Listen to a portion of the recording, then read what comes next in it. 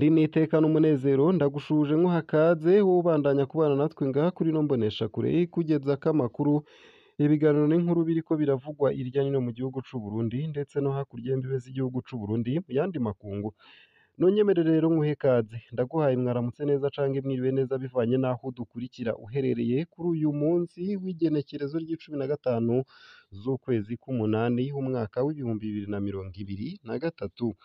Utegerezwa rero gusa gufyonda sabone canke subscribe nawe utarafyondako kugira ubandanye unashikirwa n'amakuru yose, ibiganiro kumwe n'inkuru bibandanya gushikirizwa binyuriye ngaha kuri ino mboneshakure ya Isange TV imwe rudende, ibigutohoreza hama ikabigushikiriza vyose uko vyakabaye kamwe ku kandi. Ndaguhaye mwaramutse neza wowe udukurikira uri mu gihugu c'Uburundi canke mwaramutse neza wowe udukurikira uri hakurya y'imbibe z'igihugu c'Uburundi mu bihugu bibanyi nk'igihugu c'u Rwanda, igihugu ca Tanzania, igihugu ca Kenya, igihugu c'Ubuganda, igihugu ca Repubulika Iharanira Rusangi ya Kongo.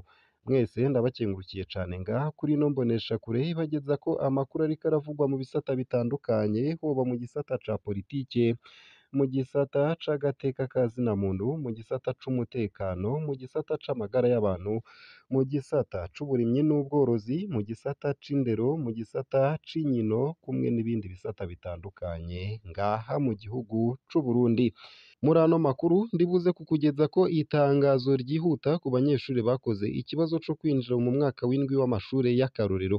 Ubushikiranganji bw'indero n'ubushakashatsi bubicishije mu mugwi watunganije ico kibazo ca leta gitanga uburenganzira bwo kwinjira mu mashure y'akarorero mu mwaka w'indwi, bumenyesha ibintu bitatu vy'ingenzi ku banyeshure bose bakoze ico kibazo. Ndarabikugezako ku buryo buramvuye ariko womenya ko kwandika bene ibibanza mu masoko ya leta hariko hari abidoga ko barenganijwe. Mu minsi iheze Office Burunde de Recette yarakoze isekeza ryo kwandika ba nyene ibibanza mu masoko atandukanye ya leta. Ni nyuma yaho haziye itegeko ko ata mudandaza arekuriwe kurenza ikibanza kimwe. Bamwe mu bapangiye abandi ivyo bibanza baciye bavyiyandikishako bacika ba nyenevyo. Gutyo induru ziba ziradutse hagati yabo bahora babipanze none babegukiye, n'abahora babipangishije none bavyatswe. BL umwe mu batwawe ikibanza ati ni ubusuma kandi ni akarenganyo, dufise ikosa irihe? Ivyo bibanza twarabirihiye mbere n'impapuro zivyemeza turazifise. Aratangara ngo ntatahura igituma baciye biyadukiza ubu, kuko meri yari isanzwe izi ko hariho abafise ibibanza birenze kimwe. Atinya ko mu gihe atagikozwe ngo abo biyitiriye ibibanza bitari rwabo babisubize ba nyenevyo, hazokwaduka imishamirano.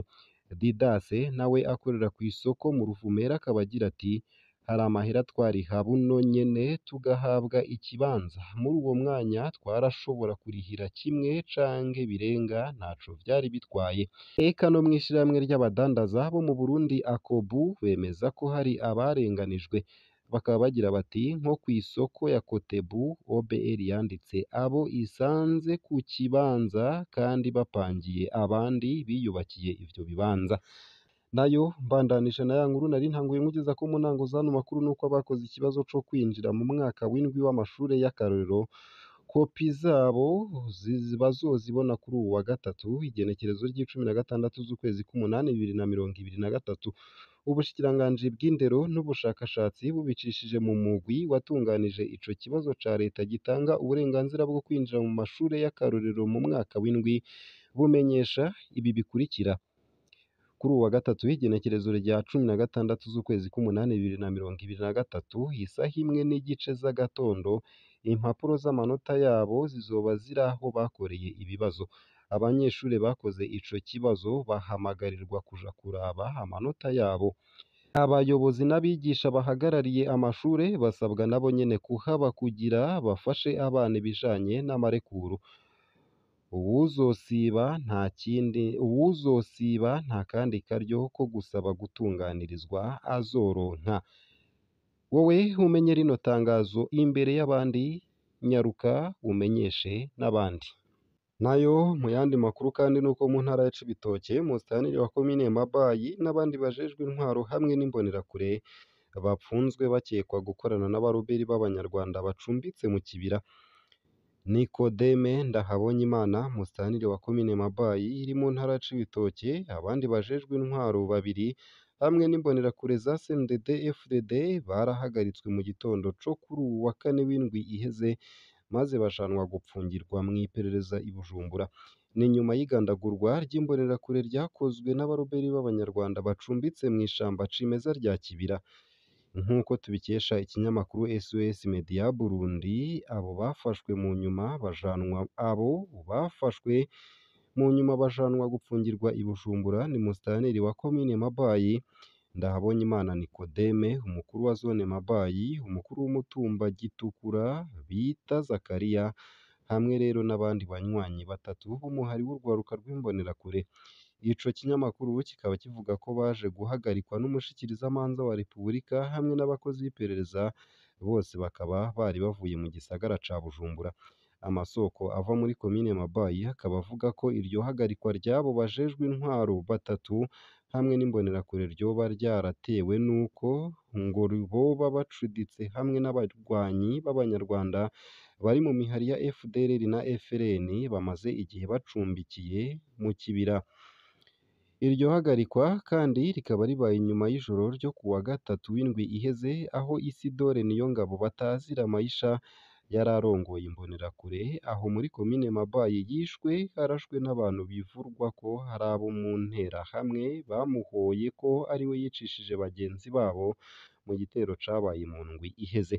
Mu ndwi iheze naho nyene kuwa gatatu Myandagaro 2023 harabaye gutana mu mitwe hagati y'abarwanyi b'interahamwe za FDLR hamwe n'abasirikare b'u Burundi. Interahamwe zitatu zikaba zarishwe, umwe arakomereka hamwe n'inkoho 4 zafashwe.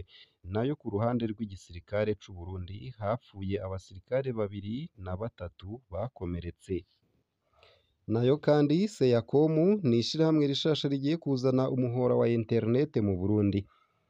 Leta y'u Burundi yaramaze kugiranira amasezerano y'intangamagara n'ishirahamwe Seacom Limited rigiye kuzozana umuhora wa internet mu gihugu c'u Burundi. Vyatangajwe mu ndwi iheze na Prosper Nahorwamiye mu gihe yariko ashikiriza ivyavuye mu nama nshikiranganji yakoranye mw'iyo ndwi nyene.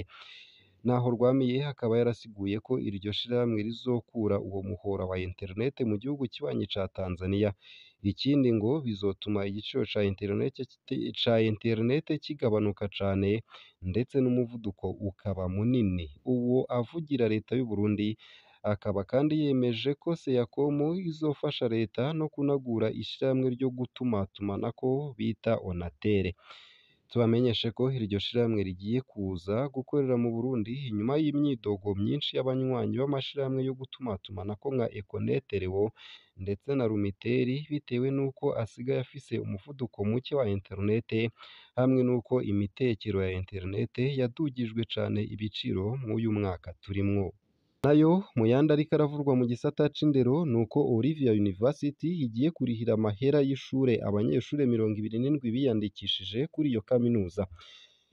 Kuri uwa mbere w'igenekerezo ry'14 Myandagaro 2023, kaminuza Olivia University Bujumbura yerekanye abanyeshure 27 bagiye kurihirwa amahera y'ishure n'iyo kaminuza muri uyu mwaka w'ibihumbi 2023 ushira w'ibihumbi 2024.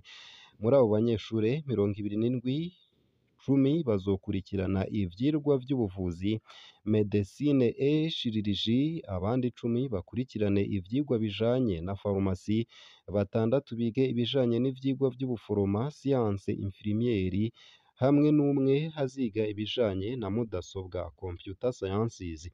Abaziga medecine bakaba bazorihirwa amafaranga angana n'ibihumbi 36 vy'amadolari y'abanyamerika umwe, mu gihe abo mu bindi bisata bazorihirwa kuva ku bihumbi 15 vy'amadolari y'abanyamerika. Revera Pere Profeseri Josepha Obi Oguejioforu asanzwe ari umuyobozi w'iyo kaminuza akaba amenyesha ko abo 27 bacaguwe inyuma y'ihiganwa ryari ryitabiriwe n'abarenga 500, hanyuma inyuma yo gukora ikibazo hagaca hasigara 27 gusa. akaba amenyesha kandi ko imvo yatumye yiyumvira gufasha abo banyeshure ari kubera nawe nyene yigishijwe ku mfashanyo z'ishengero rya Katolika ryo mu gihugu ca Nigeria. Ikindi ngo yipfuza ko Uburundi buronka abahinga mu vy'ubuvuzi. Akaba yamenyesheje ariko ko abo baronse iyo mfashanyo ko bategerezwa kuzoca baguma mu Burundi inyuma yo kurangiza ivyirwa kugira ngo bakorere igihugu c'Uburundi. Ivyo kandi bikaba biri mu masezerano aterwako umukono n'abavyeyi b'umunyeshure. Yagabishije abafise agatima ko guca batoroka bakaja gukorera mu bindi bihugu nk'uko bimaze iminsi vyibonekeza. Uwarongoye iyo kaminuza akaba avuga ko uwuzohirahira akaja gukoresha ubumenyi yahawe mu kindi gihugu azoca ategekwa kuriha amafaranga yose yigishirijweko ateko yongereko n'inyungu. Ese iyi nkuru muyakiriye gute? Nimutwandikire.